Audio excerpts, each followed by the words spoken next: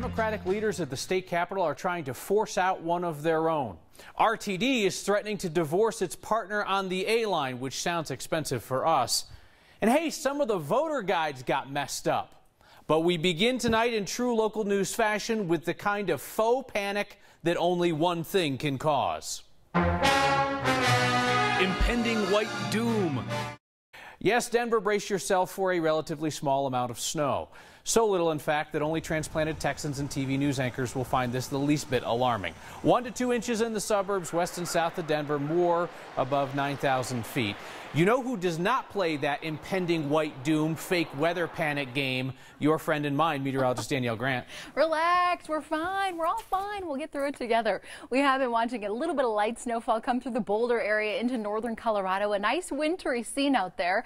On HD.9, one storm is moving out, and we're getting ready for another one to move in tomorrow. Tonight, it is all about the Front Range into northern Colorado. A little bit more snow, I'd say, the next couple of hours, and then everything shuts off by about 9-10 p.m. Tonight is going to be a cold one. Yet again, we are back into the 20s tonight with freeze warnings again in effect until about 9 o'clock tomorrow morning. Denver included in that with a hard freeze warning across the eastern plains. 10 o'clock tonight, most of the moisture done with here in Denver. We'll wake up a little bit of patchy fog, but here comes that next storm. It's cruising in from the southwest. It meets I-70 in the Central Mountains by early tomorrow morning, so keep that in mind if you're taking a trip to the west. Around 2-3 o'clock, a little rain, maybe some snow mixing in, but again, no major accumulation here in Denver. Up in the high country, though, a bit of a different story as the snow lasts for most of the day, and we'll be tracking winter weather advisories till midnight tomorrow. Overall areas above about 9,000 feet, picking up 5 to 10 inches of snow. Tomorrow, a little bit warmer with highs in the 40s here in the metro area. How about that? 60 and sunny on Friday. And then, Kyle, looking ahead towards Sunday, no panic. It's just looking interesting and very exciting. No panic. That's our motto around here. Absolutely. All right. Thank you, Danielle. Democratic State Representative Jovan Melton from Aurora is a rising star in his party and at the state capitol. Today, most of his party abandoned him in a flash after domestic violence allegations from his past surfaced. Credit the Denver Post for finding these cases from 1999 and 2008. Melton was convicted in the first case. Second one was dismissed. His fellow Democratic leaders told our politics guy Marshall Zellinger, Melton has to go. State Representative Jovan Melton represents District 41 in central Aurora and part of the western edge of the city. Democratic leaders at the state capitol called for him to leave following the Denver Post report that he was arrested in 1999 and 2008 for domestic violence, though that 2008 case was dismissed. Did leadership or you know about this in his past? I learned about these arrests on Thursday. Democratic House Majority Leader Casey Becker said she learned of Melton's past arrest from a third-party investigator who came to her with the information. She and Assistant Majority Leader Alec Garnett then talked to Melton. We met with Representative Melton to go over it and to hear his side of the story, and at that time we told him he should consider resigning. I called and texted Melton today but have not heard back. Representative Melton took our concerns very seriously. He said he would consider resigning. He didn't think that these things should keep him from serving. Melton did think sexual harassment allegations should keep now former Representative Steve Lepsock from serving. Melton voted to expel Lepsock earlier this year. We need to pass this resolution for the immediate preservation of public peace, health, and safety. The vote to expel Lepsock happened because Becker called for it. I have sponsored a resolution to expel a member for workplace harassment. There is a policy for that, and certainly now after Representative Lepsock, there's precedent for that. But those are not the allegations against Representative Melton at this time. Would this qualify for a resolution to expel? Other people may call for a resolution to expel. I am not calling for a resolution to expel Representative Melton. Our partners at Colorado Politics reached the victim of the 2008 case that got dismissed, and she told Colorado Politics that it was a case of racial bias by officers. The only thing we've heard from Melton today is a retweet of that on Twitter, thanking that victim for coming forward to saying that. Kyle. Okay, so we've heard from House Democratic leadership. How about House Republicans? They were very reticent to kick people out for bad behavior this year. So what happens if Melton says, forget it, I'm going to stay? Will they try to push him out? I posed the same question to House Minority Leader Patrick Neville, and he said he would not be sponsoring a resolution to expel. Okay, so when you look at the scenario here in terms of the people who could put pressure on Melton to leave, We have radio silence from Governor Hickenlooper, and we have radio silence from Congressman Jared Polis, who is running to replace the governor. We haven't heard from any Democrat in person so far to say, or on the phone to say, hey, I support this, he should fight through it, this is different than policy at the Capitol. So unless we hear from those top leaders, it's still kind of that gray area up to him. What does he want to do? Sure, yeah, and you wonder if the calculus is, does he need support from those guys, or would silence do it? All right, Marshall, thank you. Colorado's Republican Senator Cory Gardner is issuing a public call today for civility. Not prompted apparently by any of President Trump's personal attacks, but civility now because Hillary Clinton just said the Democrats can't be civil with Republicans. On Twitter, Gardner talked about his wife being texted a graphic beheading during the Supreme Court confirmation controversy. Gardner wrote, when it comes to calls for violence and attempted murder and assassinations, this country has gone too far, and it is time we step back from the brink. Gardner's staff told us that that threat was reported to the U.S. Capitol Police. Capitol Police would not confirm to me whether they were investigating any such threat. And speaking of this fight over now Supreme Court Justice Brett Kavanaugh, the ongoing ethics complaints against Kavanaugh are actually going to be handled by a federal court in Colorado. In a letter today, Chief Justice John Roberts transferred the complaints to the 10th Circuit Court of Appeals. That's here in Denver. The complaints filed against Kavanaugh have to do with his public response to the allegations that he committed sexual misconduct. As we have said here before, changing your mind after thoughtful consideration, that's a sign of strength, not weakness. So I have to salute the editorial board of the Colorado Springs Gazette for admitting that they got something wrong recently. Not the editorial where they called me a liberal political activist. They stand by that one. The Gazette is rescinding its endorsement of Amendment 74. That's the oil and gas-backed ballot measure that would make it easier for property owners to get compensation from the government if their property value is reduced by regulation. The Gazette says Amendment 74 had them fooled. They're now convinced it'll be a disaster. They want people to vote no. I understand the last thing the Colorado Springs Gazette wants is a compliment from me, which is one reason why I am so happy to give it to them. A quick note on what could have been a rare death penalty case in Colorado. It won't be, because the man who killed 3 people at the Thornton Walmart nearly a year ago is pleading guilty. Life in prison for the man whose name does not matter, so he avoids the death penalty. Thousands of migrants have died trying to cross into the U.S. from Mexico. Some of them have families here in Colorado, families who want answers and cooperation from the U.S. government. They would like the FBI to share its DNA database to match up with samples provided by the families of more than 4,000 missing people. Good afternoon. We're here on behalf of families. There's a lot of families whose loved ones die crossing the U.S.-Mexico border. So this is a picture of Ricardo holding Andrew. My name is Ann Norris. I'm here today because 9 years ago, my fiance, Andrew's father, went missing while trying to come back into the United States after being deported. And this was at a baptism. He was very energetic and funny, an entertainer. He loved music, an all-around great guy. This was shortly before he was deported. It's my understanding that they were left by 2 coyotes that kind of left them in the middle of nowhere in the desert. It was about 112 to 117 degrees. He got severely dehydrated. He collapsed, and they had to leave him. He did not survive. It makes me sad a little that we can't have his ashes, or that we can't see him again. We're here with so many images of those who've disappeared and died. We're here in solidarity with their families. I think not knowing what happened to your family member is the worst thing in the world. At least knowing what happened to their loved one, getting their loved one's remains back, will help ease their suffering and potentially provide closure. People are not going to forget about their missing loved ones. Every second of every day, you don't forget when you have somebody you love that's not found.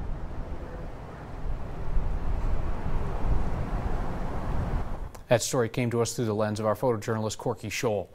The FBI says the law ties its hands on what it can do with that national DNA database. The FBI says the law specifies it's only to be used by law enforcement. We've seen and heard it all here. After decades in business, what they can't see is a future in Denver. It's all big business and franchises and all that now. It's just the statewide voter guide, guys. Don't worry about screwing it up. And enjoying Colorado's wide open spaces. You've crossed a line style. Next. Thomas, also known as Detour in the art world, work continues night and day. He's moving on from his usual subjects. Painted Jay-Z, of course, right here. To paint people who aren't world famous, but fascinating. This is me. It's roses mixed with line work and my face. He's drawing attention to the lives of local women of color. A lot of times when a lot of people of color go to a museum, it's really hard to find individuals that kind of look like us in these masterpieces. So for me, it's really important to start putting people of color, especially females, in my life on these beautiful portraits. So that way, in 100 years, people will look back and say, okay, they were represented, they were here. And his muse, Tanya Soleil, is an artist in her own right. And I want you to see right through me, to the depths of me. And her face is popping up all over town. So I painted Tanya 3 times.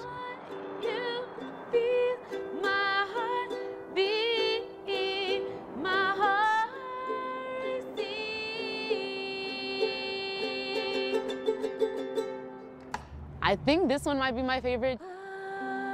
You only see what's on the surface, but you have to dive deep into a person to see who they are. It makes me proud and it makes me grateful that I could be an inspiration to someone. The colors on these walls radiate confidence. That girl portrays determination. And it's reactions like that. Now they have something beautiful to stare at with a positive message. That keep Detour working day after day. To take people from these neighborhoods and to amplify us, it's kind of like we're still leaving our mark. I want them to feel proud about themselves and how they look and who they are. Latina for me means family. Being Latino to me means having pride in my heritage. It means being part of a community where you're never alone. Being Latina is being strong and independent. Being Latino is really everything to me. It's who I am. Being Latina to me means that I can achieve whatever I want. What Latina means to me is being bold. It's being creative, innovative, resourceful. Being Latina means celebrating life in a unique way. From the sidelines to the front office, get the inside story from the ultimate insider. Broncos Sideline Stories with Jim Sacamano. Saturday nights at 9:30 on Channel 20. I swear, every person in Colorado who did not get their Blue Book voter guide, let us know about it. So we gotta say, we hear you, Lynn and Christina and Frank and Vianne and Carlin. You did not get one of these babies. Today, the Secretary of State's office told us, yes, there have been some problems. There's a processing error that means that voters with P.O. boxes in 36 counties did not get their blue books. Other people got thinner books with pages missing. That's no good. The legislature's nonpartisan Legislative Council is the group that puts out these books, and about 90,000 of them have been resent. If you don't get one, your county clerk should have extras. And you can also just go online if you want at coloradobluebook.com. If you park poorly somewhere in our beautiful state, you may get famous here if a next viewer wants to say you've crossed a line. This one almost looks like the driver was thinking, how many spaces can I possibly occupy simultaneously with my medium-sized American-made car? Kathy Tolbert was walking her dog in Lakewood and spotted this one, thought it was too good to pass up outside the Denver Curling Club. If you want to politely tell somebody you've crossed a line, you know how to get in touch. Email next@9news.com or get our attention with the hashtag HeyNext. Don't you think the world would be nicer if humans were nicer? Today, students made a concerted effort to perform a random act of kindness once an hour, 10 times. They call it 10-10 I Care Day. You know who else cares? Our Nelson Garcia. Aiden. For one day, 10-10 I Care Day. And you're loved here, so that's what 10-10 is all about. Students like Kaylee Marone. Okay, so I've got this mug from my counselor. They're asked to do random acts of kindness. Thank you. Once an hour for 10 hours. I have a Starbucks card for you to thank you for everything you do. Thank you so much. Of course. That's very kind of you. So today what we did is we filled up some of these bags. Teacher Lindsay Seacrest had students bring food to the homeless. If we just got every single person to do 10 things for 10 hours, we just are trying to capitalize on like the ripple effect that that would create. Happy to know that I'm gonna make someone else happy today. Yeah. 1010 I Care Day was created by a group called Bionic, standing for Believe It or Not, I Care, after a series of suicides at Green Mountain High School. I highly relate to this because I attempted suicide my freshman year. And sometimes all we need is somebody to say, like, are you okay? If someone had told me years ago that just saying hi would help someone, I never would have believed it until I went through it and lived it. Kaylee says a friend from the special needs class I love you, Becca. gave her one simple message that saved her from suicide. I love you, Katie. She felt loved. Nothing's going to make a situation worse than loneliness and feeling like that there is no option or that there is nobody that cares. Just telling someone that, like, it's okay if you're going through something, there's always someone to be there for you. For one day, forever. Loving people and helping with mental illness will help make the world a better place. For next, I'm Nelson Garcia. It wasn't so much an act of kindness today, but an act of sassiness from RTD as they hit back on their partner running the train to the plane, the A line, as well as the train to the grain, the G line to Wheat Ridge. RTD sent Denver Transit Partners one of those sternly worded letters saying that they need to fix the problems that are keeping flaggers out at crossings and are keeping horns blaring, or at least come up with some kind of a plan. This letter was kind of threatening sounding, so we asked RTD if it might end its agreement with Denver Transit Partners if this didn't happen. RTD refused to talk to us about that. They only said the dispute will not affect service. We've heard this before. Mommy and Daddy are fighting, but they still love you. More than half a century in business. No more. No place for little business anymore. Costs too much. Rent's too high. Little places like this have a tough time making it these days. And I'm not sure if we settled this place name pronunciation debate. Apparently this school recognizes two right answers. Next.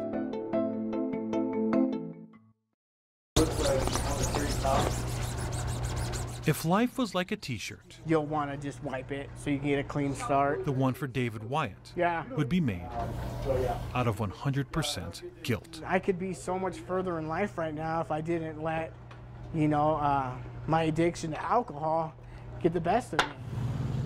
His life ended her life. But apparently I drove drunk to the liquor store to get more liquor, and I wrecked.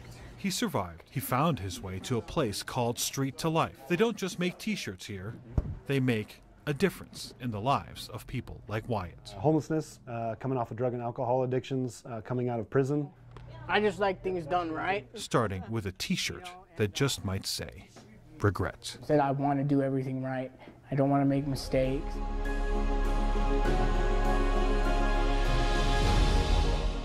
Too often we fall into this, there's this side and there's this side. Well, you know what? Sometimes this side isn't telling the truth, and we should be saying that. It's important to hear things you don't agree with because it is the single best way to test your own beliefs. It's a sign of thoughtfulness to hear a perspective that you disagree with and to say, you know what? I hadn't considered that. That's a really good point. I want to give you a fresh perspective, something that you haven't thought of. It doesn't matter if you agree. It just matters that we listen to each other.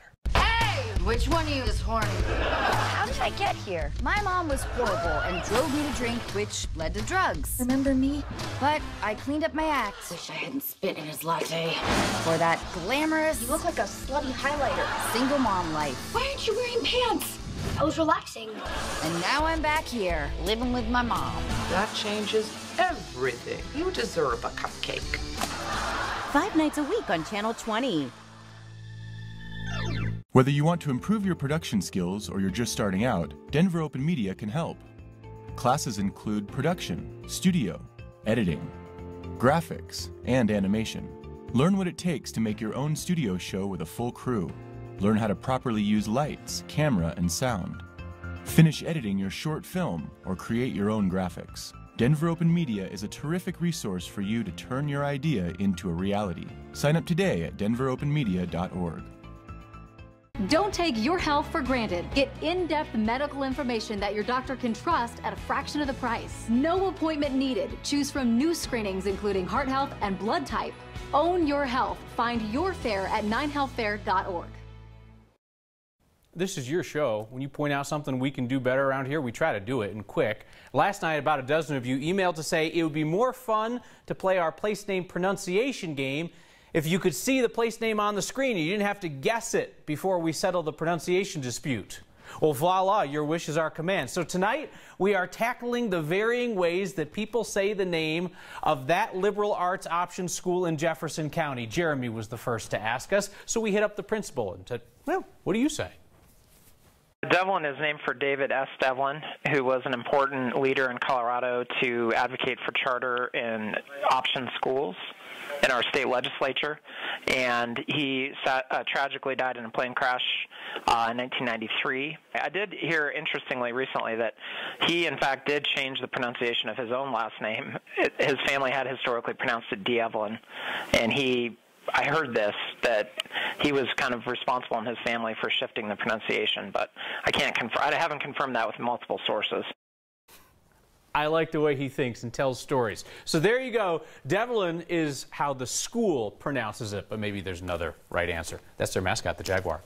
So let us settle a place name pronunciation debate for you, your family, your friends. Email us next@9news.com or use the hashtag HeyNext.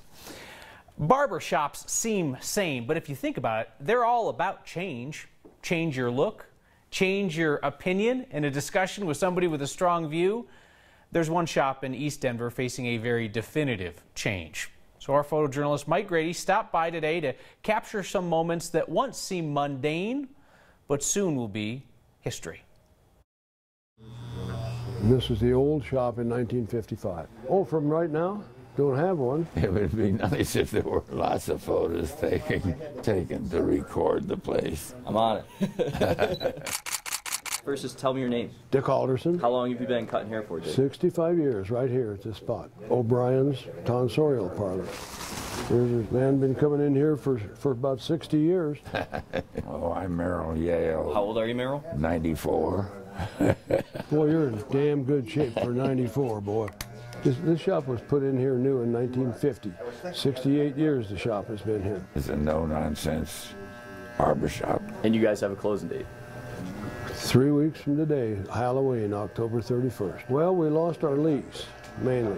Yeah, I can see it coming. The neighborhood is just not the same anymore. No place for little business anymore. Costs too much. Rent's too high. Little places like this have a tough time making it these days. What are you losing? I'm losing my career, and I'm losing a lot of friends. It's just been, part of my life to come here every few weeks, year after year after year. It's all coming to an end, and that's kind of sad. But nothing lasts forever, you know. Thanks, Merrill. We'll see you before we go. Yeah, okay.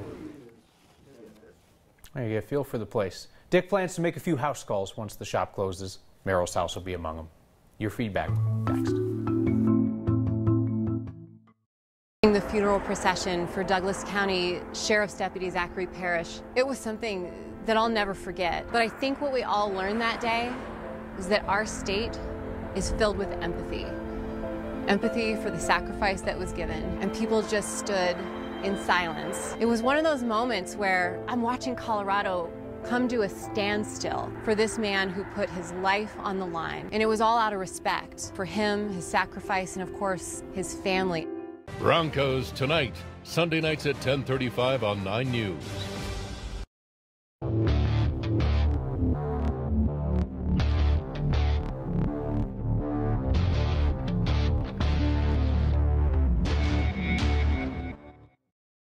Get to know the Johnsons 5 nights a week. How about I give you $100? No, 200, and you agree not to have any more children. Okay, that's a decision I have. No.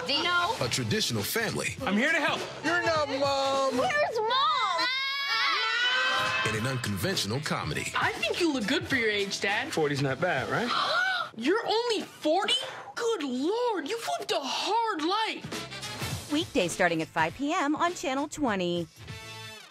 Happy birthday! Thank you, dear, very much. You're welcome. Thank you. You make me feel so young. You make me feel so spring has sprung. And every time I see you. You're not fooling anybody you know. Think young. Pass it on. A message from the Foundation for a Better Life. No more. It's none of my business. No more. I'm sure they'll work it out. No more. It only happened once. No more. He said he was sorry. No more. Why doesn't she just leave? No more. Not my problem. No more. But he has such a bright future. No more. He didn't mean it. No more bystanding. No more ignorance. No more excuses. No more.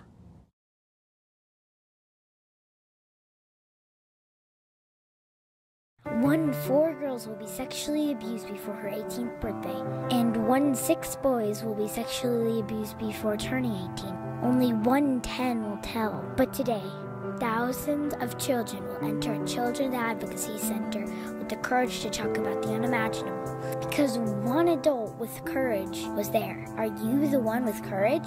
To find a children's advocacy center near you and to learn more, go to coloradocac.org/1.